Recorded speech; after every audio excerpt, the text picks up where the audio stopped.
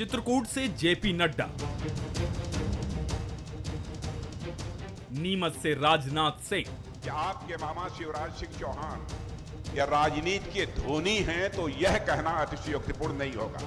मंडला और श्योपुर से अमित शाह, देश में अगली बार 150 सीटों के साथ फिर से एक बार भारतीय जनता पार्टी की सरकार। और खंडवा से नितिन गडकरी। वो तो ट्रेलर था, सही फिल्म शुरू होना बाकी। इन चार दिग्गज चेहरों ने मध्य प्रदेश में 5 जन आशीर्वाद यात्राओं का आगाज किया है, जो करीब 20 दिनों में 10,000 किलोमीटर का सफर तय कर भोपाल पहुंचेंगी। विंध्य, मालवा, महाकौशल, ग्वालियर, चंबल और निमाड़ से शुरू हुई इन यात्राओं में बीजेपी के दिग्गजों ने डबल इंजन सरकार के काम गिनाए तो सीएम शिवराज की जमकर तारीफ की। लेकिन बड़ी बात ये नहीं है, मध्य प्रदेश में 25 सितंबर को कुछ बेहद खास होने जा रहा है, जिसका ट्रेलर इन दो नेताओं ने अपने बयान में दिया। अभी तक जो विकास हुआ वो तो ट्रेलर था, सही फिल्म शुरू होना बाकी है। और मैं आज दावे से कहने आया हूं, जब 25 सितंबर को ये हमारी जन आशीर्वाद यात्रा समाप्त होगी, उसी दिन तय हो जाएगा कि मध्य प्रदेश में अगली बार 150 सीटों के साथ फिर से एक बार भारतीय जनता पार्टी की सरकार बनी। जाहिर है कि 25 सितंबर को राजधानी भोपाल में कार्यकर्ता महाकुंभ होगा, जिसमें करीब 10 लाख कार्यकर्ताओं को प्रधानमंत्री नरेंद्र मोदी संबोधित कर सकते हैं। इससे न सिर्फ कार्यकर्ता चार्ज होंगे, बल्कि सभा में कोई बड़ा ऐलान भी किया जा सकता है। और तो और इससे पहले संसद का विशेष सत्र भी होना है, जिसमें BJP one nation one election bill लाने की तैयारी में है। हालांकि जन आशीर्वाद यात्रा और बीजेपी की खास तैयारी को कांग्रेस सीरियसली नहीं ले रही है। देखिए, विकास को लेके इतने चिंतित क्यों हैं? अगर इन्होंने 15 वर्ष में विकास किया होता तो इन्हें हंसी खुशी जाना था जनता के सामने, लेकिन पूरे केंद्रीय मंत्री पूरे देश के नेताओं को ये लगा रहे हैं और सबसे बोल रहे हैं कि जाइए जिलों में जाइए, जनता से बताइए। भाई, विकास होता तो दिखता, टेलर ये अपने विकास का बताते रहे, लेकिन असली पिक्चर मध्य प्रदेश की जनता इनको बताएगी। बयानों से इतर साल 2003, 2008 और 2013 में बीजेपी को जनता का आशीर्वाद मिला। 2018 में भी बीजेपी कुछ सीटों के अंतर से जीत हासिल नहीं कर पाई। हालांकि सबसे ज्यादा मतों और वोट शेयर का तमगा बीजेपी ने ही हासिल किया है। अब देखना होगा कि क्या 2023 में जनता एक बार फिर भाजपा पर भरोसा जताएगी। बंसल न्यूज के सवाल नंबर 1, क्या बीजेपी पहली सूची की ही तरह फिर से चौंकाने वाली है? सवाल नंबर 2, क्या 25 सितंबर को एमपी के लिए कोई बड़ा ऐलान होने वाला है? सवाल नंबर 3, क्या संसद के विशेष सत्र से एमपी का भविष्य भी तय हो सकता है? नमस्कार, मैं हूं मनोज सैनी। हमारा आज का मुद्दा है, ये तो ट्रेलर है, तो फिर आगे क्या? भारतीय जनता पार्टी की 5 जन आशीर्वाद यात्राओं का आगाज हो चुका है और 25 सितंबर को राजधानी भोपाल में बीजेपी की खास तैयारी है। इसका इशारा केंद्रीय मंत्री नितिन गडकरी और गृह मंत्री अमित शाह भी कर चुके हैं, लेकिन कांग्रेस को इसे अपने चश्मे से देख रही है। और बड़ा सवाल यह भी है कि आखिर ट्रेलर के बाद पिक्चर क्या दिखने वाली, क्योंकि पिक्चर की बात तो कांग्रेस भी कर रही कि पिक्चर तो जनता दिखाएगी। और यह भी सच है कि लोकतंत्र में पिक्चर तो जनता ही दिखाती है, चाहे बीजेपी हो या कांग्रेस। लेकिन ट्रेलर ये है तो फिर पिक्चर क्या? समझते हैं। आज मेरे साथ 3 मेहमान जुड़ रहे हैं। नेहा बग्गा जी हैं, भारतीय जनता पार्टी की प्रवक्ता। नेहा जी, आपका बहुत स्वागत है। अपराजिता पांडे जी हैं, प्रवक्ता कांग्रेस की, आपका भी बहुत स्वागत है। जगदीश द्विवेदी जी हैं, वरिष्ठ पत्रकार, आपका भी बहुत स्वागत है। नेहा जी, आपके पास पहले आऊंगा क्योंकि ट्रेलर की बात हो रही। ये अभी ट्रेलर है, पिक्चर अभी बाकी है। कौन सी पिक्चर है जो बाकी? देखिए मनोज जी, जिस तरीके से भारतीय जनता पार्टी की सरकार ने पिछले 18 वर्षों में विकास के एजेंडे पर काम किया है, एक बंटाधार की सरकार थी दिग्विजय सिंह जी की, जिसमें ना सड़क था, ना बिजली था, ना पानी था, और जिस प्रकार से अतः भ्रष्टाचार था वो हम लोगों के सामने है, ये जन जन ने देखा है। और उसके बाद एक 15 महीने की करप्टनाथ की सरकार आई। आज तक के देश के इतिहास में कोई ऐसा मुख्यमंत्री नहीं हुआ जो कमलनाथ जी हुए, जिनके कार्यकाल में 3 महीने होते ही 280 करोड़ रुपए का हवाला का पैसा भोपाल में कमलनाथ जी के निवास से लेके उनके ओएसडी से लेकर दिल्ली सोनिया गांधी जी के निवास तक पहुंचाया जा रहा था। 51 ऐसी योजनाएं हैं जो कमलनाथ जी ने बंद करने का काम की थी, जो गरीब कल्याण की थी, पर भारतीय जनता पार्टी ने क्या किया? आज सड़क, बिजली, पानी जैसी मूल जो सुविधाएं हैं वो मुद्दा बची नहीं है, उसको पर्याप्त मात्रा में सबको पहुंचाने का काम किया है। तेजी से इंफ्रास्ट्रक्चर डेवलपमेंट हुआ है। अगर महिलाओं की केवल बात करें तो सामाजिक, आर्थिक और राजनीतिक तौर पर महिलाओं को सशक्त करने का काम भारतीय जनता पार्टी की, शिवराज जी की सरकार ने किया है। आप देखिए कि लाडलियां जो भ्रूण में मार दी जाती थी दिग्विजय सिंह के शासन में, आज वो लक्ष्मी हो गई हैं, पैदा होते ही लखपति हो रही हैं। ऐसी 46 लाख बेटियां हैं मध्य प्रदेश में, जिनके पैदा होने से लेकर उनकी शिक्षा, उनकी दीक्षा, उनका हायर एजुकेशन, फिर उनकी विवाह। और विवाह की जब मैं बात करती हूं तो जिस गंभीरता के साथ में, संवेदनशीलता के साथ में शिवराज जी ने उसको शुरू किया था, कमलनाथ जी ने क्या किया? वो बेटियों का विवाह हो गया, निकाह हो गया, वो कलेक्ट्रेट के बच्चे लेकर अपने चक्कर काटती रह गई। फिर शिवराज जी ने पहला ऐसा राज्य मध्य प्रदेश को बनाया जिसमें 50% की आबादी को 50% का रिजर्वेशन दिया। और आज पंच हो, सरपंच हो, पार्षद हो, नगर निगम अध्यक्ष हो, महापौर हो, ऐसी लाखों महिलाएं जो हैं पूरे प्रदेश में नेतृत्व कर रही हैं। आज 45 लाख महिलाएं जो हैं स्व सहायता समूह से उनके परिवार जुड़े हुए हैं, हजारों से लेकर लाखों रुपए कमा रही हैं। युवाओं को आपने देखा था कि किस प्रकार से कमलनाथ जी ने मूर्ख बनाने का काम किया। एक तरीके से 4000 रुपए बेरोजगारी भत्ता, कोई एक युवा तो ढूंढ लेते, कोई एक युवती तो ढूंढ लेते जिसको 4000 रुपए का बेरोजगारी भत्ता देते।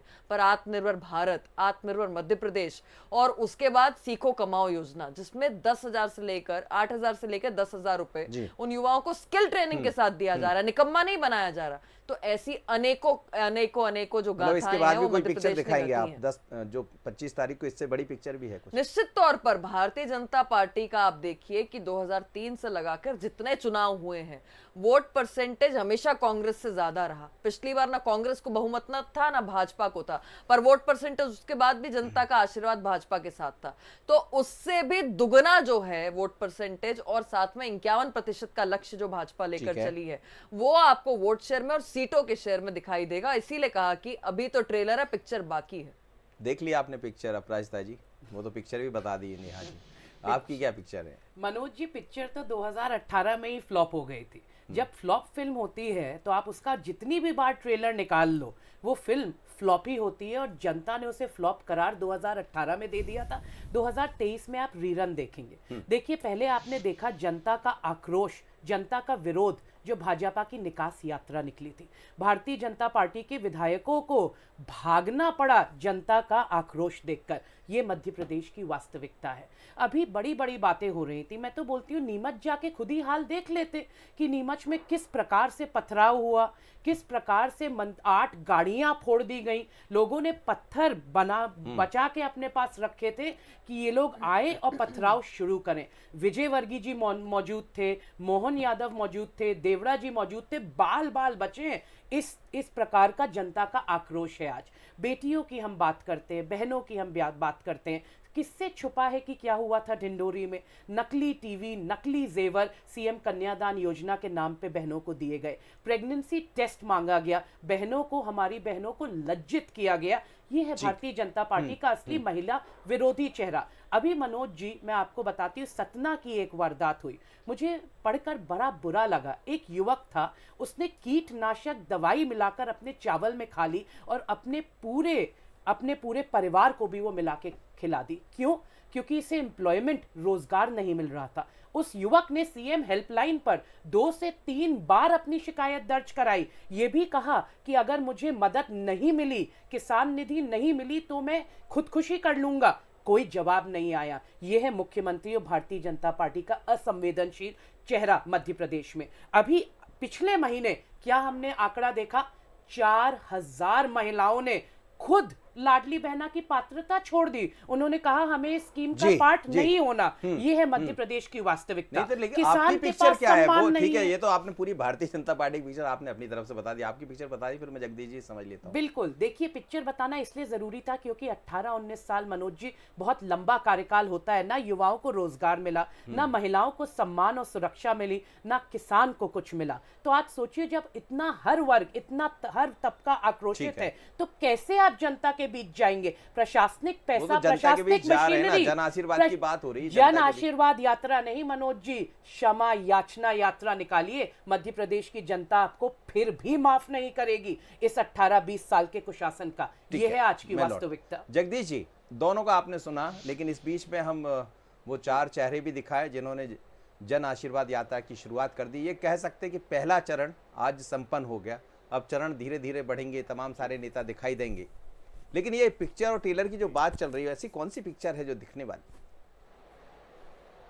देखिए, ये सारे के सारे मेरा अपना मानना है कि मनोज जी चुनावी सूफे हैं। इनका जो है वास्तविक धरातल से चुनाव नारेबाजियों पे लड़ा जाता है। नारे पे चुनाव शुरू से लड़ा गया और नारों और वादों पे ही चुनाव होते हैं, घोषणाओं पे चुनाव होते हैं। ये लोकतंत्र में लंबे समय से चला आ रहा है। कौन क्या करता है, कौन क्या करेगा, ये ठीक है कि विकास के मुद्दे को फोकस करके चुनाव होना चाहिए। और कम से कम मैं मध्य प्रदेश की धरती को इस मामले में प्रणाम करता हूं कि यहाँ जातिवादी राजनीति का जहर वैसा नहीं है जो दूसरे प्रदेशों में है। आज भी यहाँ एजेंडा अगर कुछ है तो वह एजेंडा डेवलपमेंट का है और कमोबेश दोनों राजनीतिक दल डेवलपमेंट की बात करके ही चुनाव लड़ रहे हैं। ये बहुत अच्छी बात है। लेकिन जहां तक आपने कहा कि टेलर है, फिल्म है, उन्होंने कहा ऐसी यात्रा या वैसी यात्रा, देखिए बीजेपी की अपनी एक चुनावी टैक्टिस है। बीजेपी शुरू से, बीजेपी पहली बार नहीं कर रही है यात्राएं। हाँ, ये बात अलग है कि हर बार शिवराज जी के नेतृत्व में निकलती थी, इस बार उन्होंने उसके स्वरूप को विस्तारित कर दिया। 5 से 6 जगहों से निकाल रहे हैं वो, लगातार उनके अलग अलग नेता उनको लेके चल रहे हैं, लेकिन उनका कार्यकर्ता चार्ज रहे, ये उनकी मूल प्लानिंग उसके पीछे होती है। इसके पीछे संघ का अपना एक एजेंडा होता है। संघ हमेशा से ये चाहता है कि आप देखिए, चुनाव हो ना हो, बीजेपी की कभी अभ्यास वर्ग, कभी प्रशिक्षण वर्ग, लगातार वो इस तरह का काम उनका करता रहता है। तो चूंकि कैडर बेस्ड एक पार्टी है, कैडर बेस्ड पार्टी में ये सारी चीजें होती रहती हैं। जहां तक कांग्रेस की बात है जी, तो लेकिन मैं हर बार यह कहता हूं कि कांग्रेस भी इस बार कमतर तैयारी पे नहीं है। बीजेपी इसीलिए जो है पूरी ताकत झोंके हुए है कि कांग्रेस जब से सरकार उनकी गई है उसके बाद से वो लगातार उसी दिन से, कमलनाथ जी आपको आप देखिए चुनावी मोड में दिख रहे हैं पूरे, और वो लगातार इस तरह की बात कर रहे हैं जैसे कांग्रेस सत्ता में लगभग आ चुकी है और एक औपचारिकताएं बाकी है। हालांकि चुनाव परिणाम क्या होंगे भविष्य में है, लेकिन इस बार ये बात बिल्कुल सही है कि टक्कर बहुत तगड़ी है। दोनों राजनीतिक दलों को बहुत सोच विचार के चलना होगा। जहां तक घोषणाओं की बात है तो आप देखिए कि घोषणाओं में कैसी प्रतिस्पर्धा मची है कि अगर कांग्रेस कह रही है कि हम 500 रुपए में गैस सिलेंडर देंगे तो शिवराज जी ने 400 में दे दिया। लाडली बहना के 1500 हुए तो उन्होंने उसको बढ़ा के एक ऐसा सेटअप जमाया कि 3000 पे ले गए। तो जनता किस तरह से वोट बैंक जनता के पास आए, सिर्फ इसके लिए सारे प्रयास हो रहे हैं। बाकी ना तो कोई टेलर ऐसा है, ना कोई पिक्चर ऐसी है, सब कुछ सामान्य तरीके से, जैसा कि राजनीति में हमेशा घटता है चुनाव के समय, मुझे सब कुछ वैसा ही घटता दिख रहा है। हाँ, एक बात जरूर, नितिन गडकरी की अगर बात करें तो मैं व्यक्तिगत रूप से नितिन गडकरी का प्रशंसक हूं कि सड़कों के मामले में देश में उन्होंने पिछले कुछ समय में निश्चित रूप से बेहतर काम किया। निश्चित रूप से बेहतर काम किया और उसकी चर्चा भी होती है। नेहा जी, पिक्चर ट्रेलर सब दिख रहा है, लेकिन इतना सब कुछ करने के बाद भी आज मैदान में, खैर आपके काम का हिस्सा है कि भारतीय जनता पार्टी जैसे ही चुनाव आते हैं तो दिखाई देने लगते। एक आरोप आप लोग ने लगाया कि जो यात्रा निकलती है उस पर पथराव हो जाता है, और अपराजिता जी ये कह रही है कि वो दूसरा ट्रेलर आपने जनता को दिखा दिया।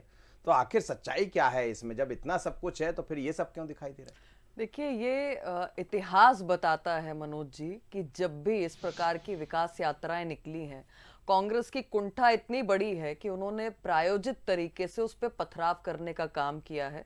और ये एक नहीं, अनेकों अवसर ऐसे आए हैं। और फिर उसमें जिस प्रकार से कांग्रेस के पदाधिकारी, उनके कार्यकर्ता संलिप्त दिखाई देते हैं, ये पूरी एक भूमिका बनाना चाहते हैं। जब ये देखते हैं ना कि लंबे समय से कार्यकाल होने के बाद भी एंटी इनकम्बेंसी जैसा कुछ क्रिएट नहीं हो रहा, क्योंकि इनके नेता तो नदारत हैं। आप याद करिए, 1 से 10 तक की गिनती राहुल गांधी गिन के गए थे और कहा था मुख्यमंत्री बदल दूंगा 10 दिन में, अगर कर कर्ज माफी नहीं हुई तो आज राहुल गांधी शक्ल दिखाने लायक नहीं बचे मध्य प्रदेश में। एक भी दौरा अभी तक नहीं हुआ है। किसको भेजा? अपनी बहन प्रियंका गांधी जी को फेस सेविंग के लिए। वो प्रियंका गांधी जिन्होंने कभी एक पार्षद का चुनाव नहीं लड़ा है, आने वाले वो बार बार यहाँ पर आ रही हैं और वो यहाँ पर अपने राजनीतिक गुण सिखा रही हैं, जिनको कोई अनुभव नहीं है, जिनको सीधा हवाई जहाज से महामंत्री बना दिया गया पार्टी का। तो ये स्पष्ट दिखाता है। फिर प्रभारी बनकर कौन आया मध्य प्रदेश में? श्री सुरजेवाला जी। अब ये सुरजेवाला कौन है? ये भी वही हैं जिनने एक पार्षदी का चुनाव नहीं लड़ा है। ये यहाँ पर आके चुनाव कमेटी को पूरा देख तो लड़े, रहे हैं। हार गए, वो बात अलग है। पर आज स्थिति क्या है? जनता ने कभी स्वीकार नहीं किया ना। और फिर उसके बाद क्या हालत है कि ये वो है जो जनता, जो जनार्दन वोट देती है, उसको राक्षस बताते हैं, अपमानजनक शब्दों का इस्तेमाल करते हैं। और जिस प्रकार से आज देश की सबसे पुरानी पार्टी में अकाल मचा हुआ है नेता का, नेतृत्व का, नीति का, रणनीति का, वो स्पष्ट दिखाई दे रहा है। आप देखिए ना, मुखिया कौन है? नेतृत्व तय है, कमलनाथ का नेतृत्व है। अब देखिए नेतृत्व कितना शानदार है कमलनाथ जी का मध्य प्रदेश के अंदर कि सरकार जाने वाली थी, केवल 15 मिनट बचे थे और 65 करोड़ रुपए का घोटाला मोबाइल का कमलनाथ जी ने कर दिया। उसी प्रकार से आप देखिए कि 2400 करोड़ का घोटाला जो है कमलनाथ जी के माथे अगस्ता वेस्टलैंड का है। उसी प्रकार से कमलनाथ जी ने 1170 करोड़ का तो किसानों का बोनस का घोटाला कर दिया। और एक बहुत लंबी फहरिस्त है जिस प्रकार से कमलनाथ जी का घोटालों का इतिहास है। और आप ये देखिए कि ये कमलनाथ जी कोई और नहीं है, ये वही हैं जिन्होंने 84 के दंगे को रचा, जिन्होंने गले में टायर डाला, जिसने लोगों की आबरू, महिलाओं की लुटवाने का काम किया, 3000 लोगों के मॉब को लीड किया और ये आज FIR उन पे दर्ज है। तो स्पष्ट दिखा रहा है नेता नीति के साथ में भारतीय जनता पार्टी काम करे, जनता का आशीर्वाद होता है। अपराजिता जी देखिए पूरा चिट्ठा उन्होंने रख दिया। अब आप भी रख देंगे, आप कहेंगे कि ऐसा हुआ, लेकिन दोनों मैं ये समझना चाहता हूँ, वो टेलर जनता देखना चाहती कि नया क्या है, नया आप क्या है। मनोज जी, आप जब भी भारतीय जनता पार्टी के लोगों से पूछेंगे तो आपको इस प्रकार की ही बातें सुनाई देंगी। जब भी ये बात करते हैं इतिहास की तो मुझे बहुत हास्यास्पद लगता है। इतिहास तो गवाह है कि जब हम लड़ रहे थे ब्रिटिश हुकूमत से तो ये माफीनामे लिख रहे थे। इतिहास की बात पे जाएंगे तो भारतीय जनता पार्टी का इतिहास तो गुल है। क्या इतिहास है इनका, इनको खुद भी नहीं पता। और जहां तक कमलनाथ जी की बात करते हैं, मैं मानती हूं कमलनाथ जी का नाम लेना इनको बहुत अच्छा लगता है क्योंकि इनकी बौखलाहट उससे बार बार नजर आती, कमलनाथ जी कमलनाथ जी कमलनाथ जी, क्योंकि ये कमलनाथ जी, मैं तो बहुत खुश हूं, तभी मैं मुस्कुरा रही हूं मनोज जी कि कमलनाथ जी के नाम से देखिए कैसे बौखला उठते हैं। क्योंकि एक होती है विजन की राजनीति, एक होती है टेलीविजन की राजनीति, जो बार बार कमलनाथ जी ने स्पष्ट किया है कि वो प्रदेश चलाना जानते हैं। मुंह चलाने और प्रदेश चलाने में बहुत फर्क होता है। 18 साल चला। 18 साल कैसे चला वो तो हमने और आपने देखा है। 18 साल चला तभी तो मेरे है ना, बार बार किसी को मैं आपको बता रही हूँ, पटवारी तो भर्ती घोटाला मैं 2018 में जनता ने इनको नहीं चुना था, ये आपको भी पता है, हमको भी पता है। एक पूरी पीढ़ी का भविष्य नष्ट हो गया। ना एग्जाम्स होते हैं, परीक्षाएं होती हैं तो उसके रिजल्ट नहीं आते। पटवारी भर्ती घोटाला, किस प्रकार के घोटाले आज मध्य प्रदेश में नहीं हुए उसमें भी मैं नहीं जाना चाहूंगी। एक और चीज उन्होंने कही कि राहुल गांधी जी फेस सेविंग।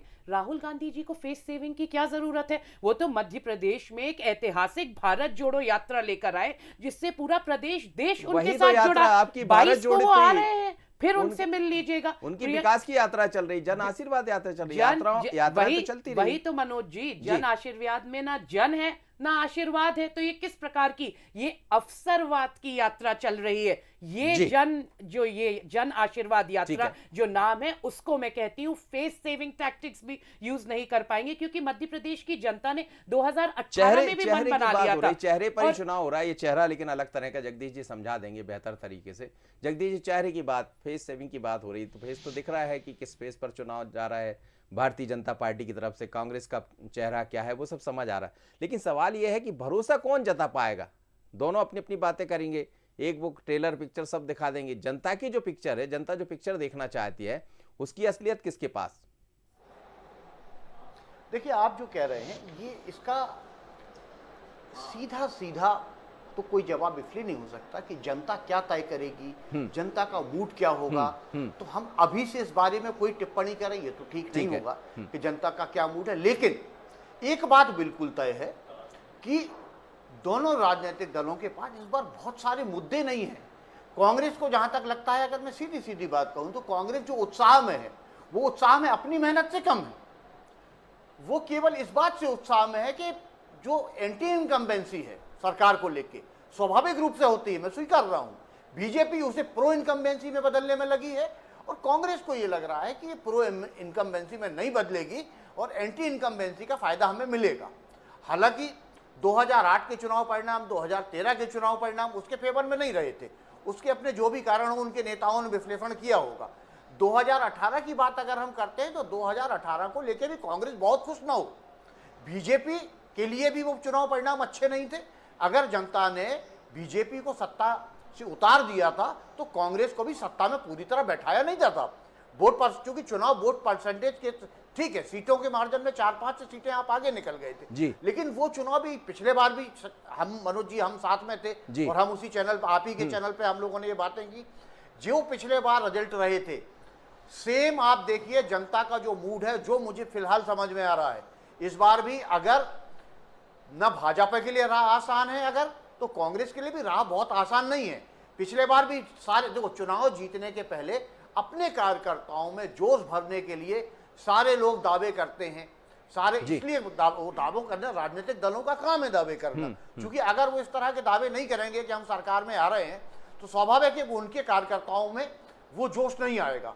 कार्यकर्ताओं में, लेकिन ये जो आप बात कर रहे हैं, ये जो आप बात कर रहे हैं जगदीश जी, जो आप बात कर रहे हैं एंटी इनकम्बेंसी को प्रो इनकम्बेंसी में बदल देना, ये दिखाई देता क्योंकि यात्राओं का स्वरूप बदला है, तमाम तरह की चीजें पहले जैसी तो है नहीं जिसका आप जिक्र कर। मैं जो कह रहा हूं ना, ये यात्राओं का स्वरूप इसीलिए बदला है। बीजेपी इस चुनाव को बेहद गंभीरता से ले रही है। उसका कारण यह है कि अब स्टीयरिंग सीट पे खुद जो है अमित शाह जी बैठ गए मध्य प्रदेश के चुनाव में और बहुत माइक्रो लेवल पे काम हो रहा है। बीजेपी को लगा कि उसे ज्यादा से ज्यादा क्षेत्रों तक जाना चाहिए, इसीलिए यात्राओं को 6 हिस्सों में बांटा है कि एक एक गांव ये लोग कवर कर सकें। और आपने देखा हो कि 10,000 किलोमीटर से अधिक जो रोड मैप बनाया गया है, उसका कारण ही यही है कि एक एक कार्यकर्ता तक जाएं, जनता से ज्यादा मिलें। यही वो कारण बनेगा जो सरकार बनाने में मदद करेगा। बिल्कुल, आप ठीक। इनकम्बेंसी किस बात से बनेगी? मनोज जी, प्रो इनकम्बेंसी केवल इसी बात से बनेगी कि कोई भी सरकार जो काम करती है वो जनता तक ज्यादा से ज्यादा उसका प्रचार और प्रसार करे। फायदा मिलना अलग चीज है, प्रचार प्रसार अलग चीज है। बिल्कुल, लेकिन और शायद भारतीय जनता पार्टी, आप लिए तो यात्राएं निकल रही जी, बिल्कुल आप कह रहे हैं और उस बात को बीजेपी समझ भी रही कि जन जन तक इसको पहुंचाना, इसलिए जन आशीर्वाद यात्रा इस बार एक अलग रंग में, अलग मोड पर नजर आ रही। 25 को क्या होगा, तो वो कौन सी पिक्चर होगी, उस पर भी नजर आई। बहुत धन्यवाद आप तीनों मेहमानों को मेरे साथ जुड़े, नेहा बग्गा जी, अपराजिता जी, जगदीश जी। लेकिन 2023 का चुनाव जिसकी चर्चा करते रहते हैं, बहुत अलग है। दोनों दल अपने अपने तरह से मैदान में है। मैदान की जहां तक बात करें तो भारतीय जनता पार्टी को ज़्यादा नजर आ रही, कांग्रेस की काम करने का तरीका कुछ अलग है। लेकिन आने वाले दिनों में जैसा कह रहे हैं कि 12 तारीख को कांग्रेस की भी एक बैठक होने जा रही है, तो क्या उसके बाद कांग्रेस भी बीजेपी की तरह मैदान में नजर आएगी? अब मैदान कौन मारेगा, इस पर नजर आएगी। मुझे दीजिए इजाजत, आगे देखिए मोर माटी मोर खबर। नमस्कार।